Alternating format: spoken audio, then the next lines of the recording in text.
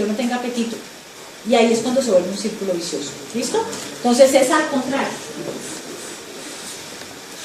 Y vemos qué pasa con eso. ¿Cuál es la prevalencia del síndrome de caquexia-anorexia? En cáncer al principio es más o menos el 24%. Y esa persona está perdiendo peso y se ve como de un color rara. ¿Qué será lo que tiene? No tiene tanta energía, está perdiendo peso y tiene un color raro. Y uno empieza a decir, tiene un color terroso, no sé qué. Y empieza uno a preocuparse un poquito. Al final es casi en el 80%. Pero miren que no es solamente la persona con cáncer, que es a la que casi siempre asociamos con estas caquexias, el paciente con SIDA, que obviamente también lo asociamos, pero paciente con EPOC, con falla cardíaca, con enfermedad hepática y enfermedad renal, nos hacen caquexia-anorexia. Entonces las patologías crónicas nos hacen caquexia-anorexia, unas más, otras menos, pero las patologías crónicas nos hacen caquexia-anorexia. Ok, hay una que es primaria y una que es secundaria. Primaria puede ser la que vamos a ver nosotros, o sea que es la misma enfermedad la que nos genera el síndrome caquexia-anorexia. O sea, el cáncer, ¿por qué me genera caquexia-anorexia? Y eso es lo que vamos a ver en las próximas diapositivas. La secundaria es el paciente que, digamos, está vomitando. Es el paciente que vomita y vomita y vomita. La causa de su pérdida de peso es el vómito. Puede que el vómito sea por un cáncer, pero es el vómito en sí. No es el cáncer, o sea, es lo que el cáncer genera. O la persona que tiene disfagia. O la persona que tiene mucositis. Miren, por favor, ¿qué le dan ustedes a la mucositis? Hay dos cosas que la mayoría de las personas, los médicos no examinamos. No lo examinamos porque ¿en dónde examinamos al paciente? ¿Ustedes dónde examinan al paciente usualmente en lo que han hecho de su carrera? En el hospital, 1, o en el consultorio, 2. Casi ninguno de ustedes examina pacientes en casa, que es donde van a estar casi todos los pacientes con enfermedades crónicas. Deberían estar en la casa, solamente para cuestiones agudas estar en un hospital. En casa, ¿qué se nos olvida casi siempre? O sea, nosotros somos buenísimos en la parte cardiopulmonar y abdominal, ya con la última clase se volvieron buenísimos en la parte neurológica, pero hay cosas como abra la boca y mirarle la boca a un paciente con una patología crónica, casi nunca lo hacemos. Y muchas veces el paciente no come porque tiene una mucositis. ¿Qué le damos a una mucositis?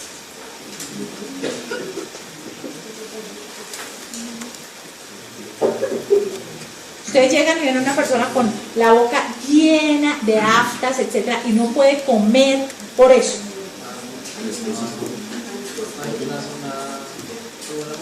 Hace una fórmula magistral. ¿La fórmula magistral qué tiene?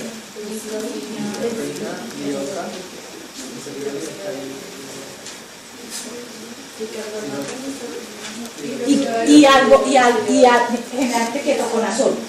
Alguno de estos, o sea, es una mezcla entre anestésico, algunas personas le ponen algo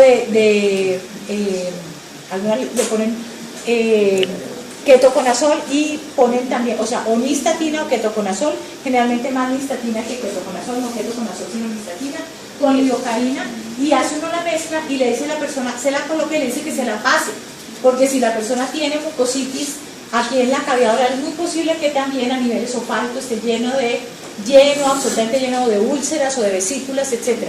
Muchas veces no comen, es por eso. El estado catabólico, la infección genera pérdida de peso, la diabetes y la inactividad también, como lo veremos con la doctora María Leonor Rengifo en próximas clases. Entonces, lo que vamos a nosotros centrarnos es en la parte de arriba. Ok. Y aquí quiero que todos me pongan atención.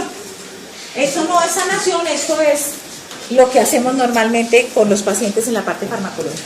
Quiero que me pongan atención para que entendamos el hit de lo que es la caquexia y la anorexia, y con eso ustedes le puedan explicar a los pacientes de pronto si deciden no nutrirlos, por qué no los nutren.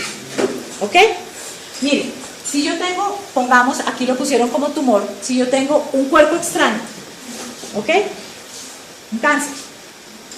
¿Qué va a hacer su cuerpo cuando empieza a tener eso? Buscar defenderse. Y empieza a liberar una cantidad de citoquinas proinflamatorias. Como lo que hacemos siempre. La inflamación, acuérdense que es una respuesta que tiene el organismo, una respuesta fisiológica del organismo, como el dolor. Entonces, si ustedes tienen un cuerpo extraño, van a hacer una respuesta inflamatoria para tratar de defenderse de ese cuerpo extraño. Entonces, cuando ustedes empiezan, van a tener una gran cantidad de liberación de citoquinas proinflamatorias. Van a tener interleuquina 1, interleuquina 6, factor de necrosis tumoral alfa, interferón gamma. Van a tener una gran liberación de sustancias proinflamatorias. ¿Listo? ¿Qué pasa con esta gran liberación de sustancias proinflamatorias? Van a ir a dos tejidos que son tejidos blancos, el músculo esquelético estriado y el tejido adiposo. ¿Ok? Y al ir a estos dos sitios, van a actuar sobre las proteínas y van a actuar sobre el tejido graso y van a generarnos unos cambios que ya les voy a mostrar ahorita. ¿Qué pasa en las proteínas y qué pasa en el tejido graso? ¿Y por qué entonces perdemos grasa y perdemos músculo? Y empezamos a hacer todo ese proceso de caquexia. ¿A raíz de qué? ¿De dónde sale? De toda una respuesta inflamatoria. O sea, lo interesante aquí es que todo el proceso de caquexia es una respuesta inflamatoria. Yo no sé si a ustedes les parece chévere, pero a mí me parece súper chévere entender que esa pérdida de peso en pacientes con cáncer es por una respuesta inflamatoria. ¿Ok? Entonces, vamos a ver una serie de alteraciones a nivel del metabolismo y vamos a generar todo el proceso de caquexia. Vamos a ver cómo nos ocurre. Alguien ha hablado durante un tiempo que es que el crecimiento del tumor se iba comiendo todos los nutrientes. Eso es parte también de la explicación que se da. Pero toda esta respuesta inflamatoria es el proceso más grande de por qué empezamos a tener alteraciones a nivel de proteínas y lípidos. Y esto que es muy importante, que se empieza a generar y empezamos a tener toda una producción de leptinas. ¿Ok? Que son las que van a ir al centro de la saciedad a hacer que la persona no tenga apetito. Entonces miren lo interesante, se produce una respuesta inflamatoria que va a actuar sobre proteínas y lípidos y ya les voy a decir qué va a hacer. O sea, empezamos a perder peso y en la medida en que empezamos a perder peso por esta respuesta inflamatoria, produzco sustancias que me van a bloquear el centro del apetito. Entonces voy a dejar de comer también. ¿Listo? Entonces pierdo peso y al perder peso empiezo, señora, a perder apetito. El hecho del diagnóstico o el hecho de que el paciente sea consciente de que ahora tiene cáncer, el hecho de que la persona, ahí hay dos cosas interesantes. El hecho de que la persona sepa que tiene cáncer puede de pronto hacer que la persona pierda el apetito, sí, pero no que haga que pierda toda esta cantidad de peso. ¿A qué voy? Cuando una persona recibe una mala noticia, por todo lo que ocurre, puede que la persona entre en un estado en el cual esté deprimido, etcétera, y la depresión puede ir de la mano con no sentir tanto apetito. Pero eso no es lo que va a hacer que el paciente pierda toda esta cantidad de apetito, es toda esta respuesta inflamatoria. ¿Okay? La persona con esas malas noticias pierde el apetito, pierde el sueño, toda esta cantidad de cosas que se ven.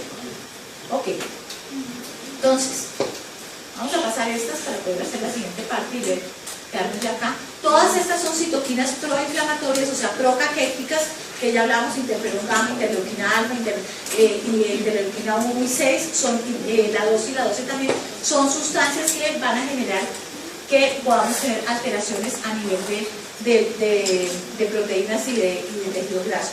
El estado catabólico de malnutrición es, la caquexia tiene esto, es una pérdida de peso excesiva acompañado de un aumento de la tasa metabólica y una disminución de la masa corporal. Hasta ahora hemos hablado de disminución de la masa corporal, de pérdida de apetito, pero no hemos hablado del aumento de la tasa metabólica. O sea, ¿por qué se vuelve hipermetabólica la persona? Y miren esto. ¿Qué pasa con los carbohidratos? Bueno, permítanme, ya me regreso a esta. Vamos a irnos primero en la del músculo esquelético. Miren lo interesante que ocurre con todas estas sustancias proinflamatorias cuando llegan al músculo estriado interesquelético, no, esquelético. Van a fijarse, hablamos, aquí tenemos interferón gamma y factor de necrosis tumoral alfa. Se fijan a receptores que tenemos a nivel del músculo esquelético y van a hacer dos cosas que son caóticas. Una es que van a generar proteólisis, o sea, rompen las cadenas pesadas de miocina. O sea, el músculo que ya hay, las proteínas que ya hay, las van degradando. Y por el otro lado, actúan sobre el RNA e impiden la formación de nuevos aminoácidos para formar más proteínas. O sea, el músculo que ya hay lo degradan y no permiten la formación de nuevo músculo. O sea, acaban con el tejido muscular y no permiten que se regenere, que haya más aminoácidos. O sea, esa gran cantidad de sustancias proinflamatorias están acabando con el músculo esquelético e impidiendo que se forme más músculo esquelético. Entonces empezamos a perder músculo. No solamente grasa, como veremos ahorita, sino músculo también. Lo cual es súper serio. Y por el otro lado, miren lo que pasa en el tejido adiposo. En el tejido adiposo, las citoquinas, sigan, las citoquinas acoplan al adipocito, empiezan a generar, y aquí vamos con dos cosas importantes. Uno, empiezan a degradar los adipocitos, o sea, empiezan a romper los adipocitos, por lo tanto empezamos a consumir el tejido graso que tenemos. Pero fuera de eso, actúan sobre las leptinas y vamos a tener dos cosas súper importantes. Pónganme atención a esto. Una de ellas, que la vimos en la primera gráfica, es que van a generar acción sobre el neuropéptido Y, que va a actuar en el hipotálamo y va a hacer que la persona no tenga apetito. O sea, la persona pierde el apetito. ¿Listo? Pero la persona empieza a degradar el tejido adiposo y el tejido muscular, pierde el apetito, y la tercera, que es la última, pues como para que ustedes se den cuenta por qué la caquexia es un síndrome de mal pronóstico en cáncer. La persona que empieza a perder peso es un síndrome de mal pronóstico, es un síndrome de difícil recuperación. Miren qué pasa por este lado. Activamos la hormona tiroidea a nivel de hipotálamo, activamos a nivel de hipófisis la TSH y activamos T3 y T4. O sea, nos volvemos hipermetabólicos. Imagínense el caos. Un organismo que está completamente catabólico y empieza a volverse hipermetabólico, o sea, está degradando músculo, está degradando tejido adiposo, no está recibiendo ningún tipo de aporte, y fuera de eso se vuelve hipermetabólico, o sea, se acaba de consumir lo que tiene. O sea, si esto no es un síndrome fisiológica y fisiopatológicamente espectacular, no sé qué les parezca espectacular. Porque eso nos demuestra por qué esto es un círculo de no retorno. ¿Y por qué si le damos comida no hay retorno? ¿Sí me entienden? Entonces, desde la parte médica, alimentar a una persona que tiene este síndrome ya no le va a servir a él. Nos sirve a nosotros para la tranquilidad de conciencia. Pero al paciente, fisiológicamente, no le sirve que lo alimentemos. Entonces, si no le sirve que lo alimentemos, ¿para qué lo alimentamos? ¿Ok? Ya es una decisión especial en cada caso y todo eso, pero esto nos da herramientas para entender, uno, por qué el paciente no tiene apetito. Y nosotros somos una cultura, ya lo hemos dicho 2 o 3 veces, que festejamos todo con la comida. Si se bautiza a alguien, se da comida. Si uno cumple meses con la novia, le invita a comer algo. Si el papá o la mamá tienen años de casados o no sé qué, entonces uno hace una comida especial en la casa. Todo lo festejamos con comida. Todo. En su gran mayoría. Entonces, tenemos la cultura de la comida. Tenemos el niño sano. Generalmente es el niño que no es el niño desnutridito, no sé qué, el niño que está, ya se ha quitado un poco la idea del niño obeso, eso ya sale, pero siempre estamos pensando muchísimas veces festejamos todo alrededor de la comida, todo alrededor de la comida. Piensen ustedes en los grandes eventos de su vida, de reuniones con familia y todo eso, casi siempre están alrededor de, o un ponqué si es el cumpleaños, o el grado, cómo les festejaron el grado, si se los festejaron, o bueno, cosas de ese estilo. Casi siempre hay algo, o sea, uno llega a la casa de alguien y en mi casa cuando llegan todos los amigos de mis hijos, que algunos bastantes son de la edad de ustedes, mi casa es casa de todo el mundo, entonces esos entran derecho a la cocina muchas veces y me regañan, me dicen: Marta Jimena, no has hecho mercado. Y los de chinos se tragaron todo el mercado ustedes, que no has hecho mercado. Oiga, ven la nevera, ay, en esta casa no hicieron mercado. Y yo, ajá, no sé qué. Entonces ellos, o sea, y todo el mundo entra, o sea, hay muchas cosas relacionadas con la cocina, con la comida. Entonces, fíjense qué tan difícil es para nosotros cuando un paciente no quiere comer, porque los médicos tenemos metido en la cabeza y tal vez la cultura general y este cuento de que la persona que come tiene más posibilidades de sobrevivir, etcétera, y entonces y el adagio popular de que el que come no muere, etcétera, etcétera. Entonces, ¿cómo es? ¿Qué? El enfermo que come no muere, exacto, eso es un adagio. Entonces hay que darle comidita y el caldito y la vaina y todo eso. Entonces cuando el paciente no quiere comer se nos dificulta muchísimo. Yo les voy a contar la historia de una muy amiga mía, muy amiga, economista, súper profesional, todo eso. Su papá tenía un cáncer, ella vivía en Bogotá, trabajaba en Bogotá ella también, pero vivía por esta zona. Entonces decidió que a la hora del almuerzo era el momento en que podía ir a acompañar a su papá, porque ella vivía por acá y trabajaba en Bogotá y su papá vivía en Bogotá. Entonces siempre llegaba a la hora del almuerzo donde su papá. Y empezó a tener las discusiones más absurdas con su papá, porque su papá no comía. El papá, pero es que no comes, papá, pero ayúdate, pero es que papá la quimioterapia y si tú no comes, papá y la radioterapia y si tú no comes, papá y no sé qué. Papá se murió. Y después de un tiempo hablamos y me decía, si yo hubiera invertido todo ese tiempo que me la pasé peleando con mi papá para que comiera, porque él decía, yo no tengo hambre, yo tengo hambre, en otras cosas, en hablar de otras cosas. Entonces ellos no sienten apetito por eso. O sea, créanle al paciente cuando no quiere comer.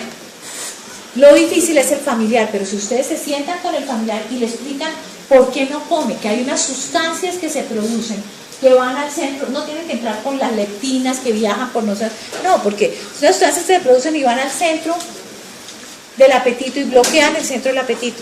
Entonces no tiene deseos de comer. Entonces si ustedes ven, es un paciente que está hipermetabólico, que no recibe aporte y que fuera de eso está catabólico. Entonces calculen, es un síndrome catabólico, hipermetabólico con un bajo aporte, con problemas de bajo aporte. Eso es un círculo vicioso de muy difícil retorno. Por eso, por eso uno de los síntomas pronósticos en cáncer es caquexia. Cuando ustedes, hay unas tablas, la próxima vez vemos tablas, cuando a ustedes les dicen cuánto tiempo me queda de vida, que es una pregunta muy compleja y muy compleja de contestar, y yo tengo un médico general de mi programa domiciliario que aprendió a hacer el PPI y el PPS, que nos daban unos aproximados, y entonces iba diciendo, no, le van quedando como un mes, y yo, a ver, pues, esto es para nosotros, para saber qué hacemos, para saber si lo nutrimos o no, pero no para andar, ¿sí me entienden? No se preocupen, 22 días, le quedan 21 días, ya le quedan 20, vamos a 19, no. Para nosotros, si es 17, 18, 15, le quedan solo 2 semanas, no. ¿Para qué sirve? Para nosotros. ¿Y por qué para nosotros? Porque igual a lo que hacen ustedes en dolor, que de acuerdo a si el dolor es leve o moderado o severo, empiezan un tratamiento, de acuerdo a la escala pronóstica, ustedes hacen o no hacen intervenciones. Si yo tengo un paciente entonces, cuando yo tengo un paciente caquético con una escala pronóstica muy mala, tengo herramientas para decir no voy a nutrir a este paciente. Y puedo sentarme a hablar con la familia. Muchas veces las familias están de acuerdo, muchas veces las familias no están de acuerdo. Es muy raro que el paciente tenga hambre. Hay casos específicos en que el paciente quiere seguir comiendo, aún a pesar de que no pueda. Y esos casos son súper complicados. El paciente que uno dice, se va a broncoaspirar, se va a broncoaspirar, se va a broncoaspirar, se va a broncoaspirar, se va a broncoaspirar, y el paciente, yo quiero comer, tengo hambre. ¿Ustedes qué hacen? Ahí es donde los libros y el día a día se oponen. ¿Qué hacemos con el paciente que tose? Que tose y usted se va a broncoaspirar. Y el señor, no, es que tengo hambre. Es un paciente terminal, ¿no? No es el muchacho joven que vamos a decir, no importa que se broncoaspire, no. Es un paciente terminal. ¿Qué le hacemos? ¿Qué hacemos con el paciente terminal diabético que se quiere comer 3 chocolatinas Jet? ¡Que se las coma! A ver, que se las coma. ¿Ok? El hipertenso que quiere echarle sal a la comida. La doctora Ortegón, que va a venir a hablar con ustedes, teníamos un paciente que siempre se tomaba sus whiskycitos. Y entonces, un día, todos los médicos que no puede tomar trago, que no sé qué, y nosotros decidimos cuál podría ser la prescripción de whisky. O sea, entonces dijimos, bueno, no se va a tomar todo el que quiere, porque vivía solo, y entonces el problema era que vivía solo y se nos podía caer y se nos fracturaba. Pero dijimos, bueno, pongamos entonces uno cada 2 horas. O sea, podemos prescribirlo de forma que no se nos caiga, porque el problema era que se cayera y se fracturara. Y obviamente conseguimos un cuidador para que estuviera con el paciente. Entonces, obviamente no es tómese los 2 whiskies, sino conseguimos el cuidador. ¿Qué hacemos con el paciente? ¿Qué hacemos con el paciente que sabemos que se nos puede broncoaspirar, pero que tiene apetito? Que no es lo usual, usualmente no tienen apetito. Perdón, 2 minutos. Miguel, estoy en clase, ¿te puedo llamar en un ratito a las 9? Listo, ok, chao.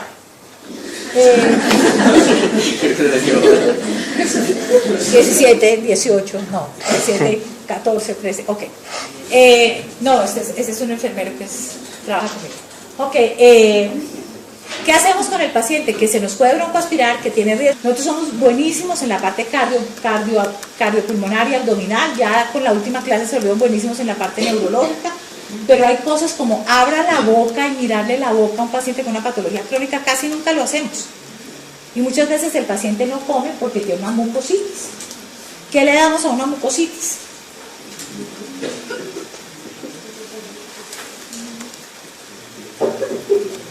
Ustedes llegan y ven a una persona con la boca llena de aftas, etcétera, y no puede comer por eso.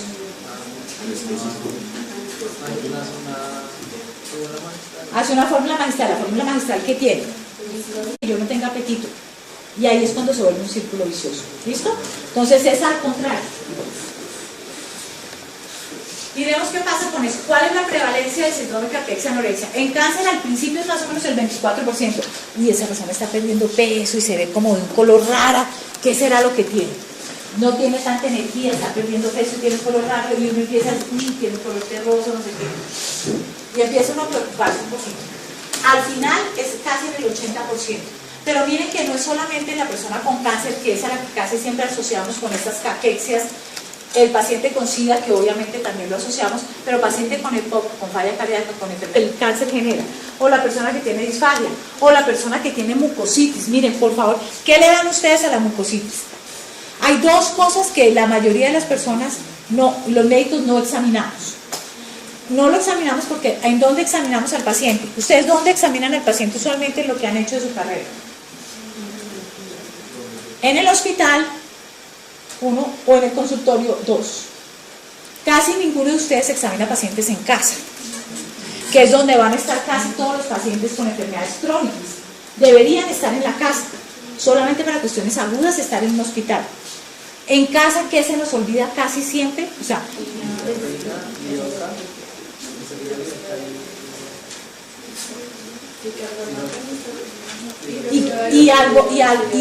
generalmente ketoconazol, alguno de estos. O sea, es una mezcla entre anestésico, algunas personas le ponen algo algunas le ponen ketoconazol y ponen también, o sea, o nistatina o ketoconazol, generalmente más nistatina que ketoconazol, no ketoconazol sino nistatina, con lidocaína, y hace uno la mezcla y le dice a la persona, se la coloca y le dice que se la pase, porque si la persona tiene mucositis, aquí hepática, enfermedad renal, nos hacen caquexia-anorexia. Entonces las patologías crónicas nos hacen caquexia-anorexia, unas más, otras menos, pero las patologías crónicas nos hacen caquexia-anorexia. Ok, hay una que es primaria y una que es secundaria. Primaria puede ser la que vamos a ver nosotros, o sea que es la misma enfermedad la que nos genera el síndrome de caquexia-anorexia. O sea, el cáncer, ¿por qué me genera caquexia-anorexia? Y eso es lo que vamos a ver en las próximas diapositivas. La secundaria es el paciente que, digamos, está vomitando. Es el paciente que vomita y vomita y vomita. La causa de su pérdida de peso es el vómito. Puede que el vómito sea por un cáncer, pero es el vómito en sí. No es el cáncer, o sea, es lo que